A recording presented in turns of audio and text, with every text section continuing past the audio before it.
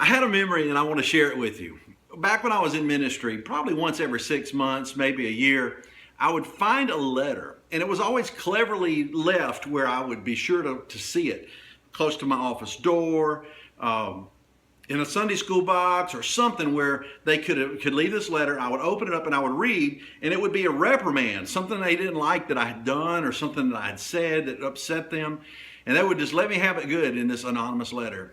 And it always made me wonder, what's going on in the mind of these people whenever they write these letters? What are they thinking, you know?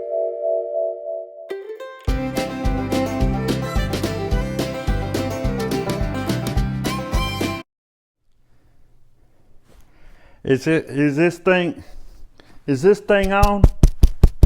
Check, check, check. 1, 2, 3, check, check. Oh, it's okay. Talk now. Okay. Hello and welcome to I'm Offended with Brother Buford. Today on our episode, we are going to discuss how to write a letter of reprimand anonymously. That's what we're going to do. It's a very good tool and use to change the pathway of the wayward back into the fold of righteousness in the church. The very first thing you want to do is never handwrite your letter. Never do that, because if you do, they can trace your handwriting by taking that letter and comparing it to the tithe check. And you don't want to do that, because then they'll know who you are. So you don't want that. So what you do is you go to a computer and you use a computer to type out your letter. Always use Times New Roman font, because Roman is biblical. And it was written by Apostle Paul whenever he was on the street to Damascus, and he was struck in the face with a flashlight by Jesus while he was hanging upside down on the cross. And Jesus said, "Come down off that cross, take up your cross and follow me to Rome." So that's why you use Times New Roman. And then you have a nice salutation, something like, "I want to talk to you sincerely," or "Here's something that's been on my heart," something like that. And if you would do this, then the person will be more likely to read your letter. Then you get to the heart of the matter. You go for the jugular. You tell them what it is that's on your mind. For instance, let's say you want to tell them, "How dare you call yourself a Christian? How dare you call yourself a preacher and stand up behind the pulpit on a Sunday night with no tie on?" That's what, something like that. Or "How dare you leave after Sunday school and go to your car and exit rather than going into church in the sanctuary and listen to the preaching?" See, that's one you would say for someone who's not the preacher.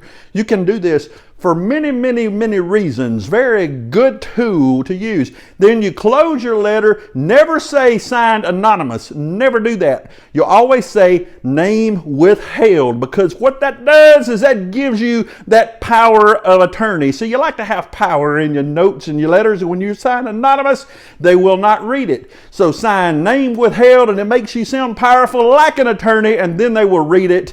And then after you do that, then you can always do the PS, which stands for this is pretty serious. That's it. And you can say pretty serious, P.S. The music was too loud, it hurt my ears, or the thermostat was set too low and I got the shivers. You know, something you always want to stick, you know, that little thing that you always want to stick in there. You always want to do that. Then you take your letter, you seal it up, and you put it someplace prominent where it's sure to be found. That, my friends and neighbors, that is how you write an anonymous letter of reprimand that will change your church and potentially change your world.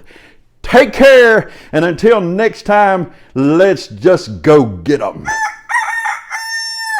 Gee whiz. You know, when you look at it like that, it's really not a whole lot to worry about, is it? Take that letter, crumple it up, and throw it away. The Bible teaches us that if we have a problem with our brother, and I'm sure there are always going to be problems, everyone has opinions, and that's okay, to go to your brother.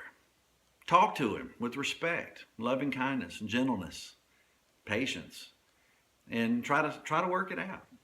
That's the way the Bible wants us to do it. And that's how, whenever I have an argument with somebody or a disagreement with somebody, I want to work it out. I'll state my case and I'll tell you how I feel the Bible teaches and really how I feel in my heart. And I hope that's okay, you know. But these anonymous silly things, that happens so much, and it's not worth our time. We got better things to be doing. We could be giving them heaven.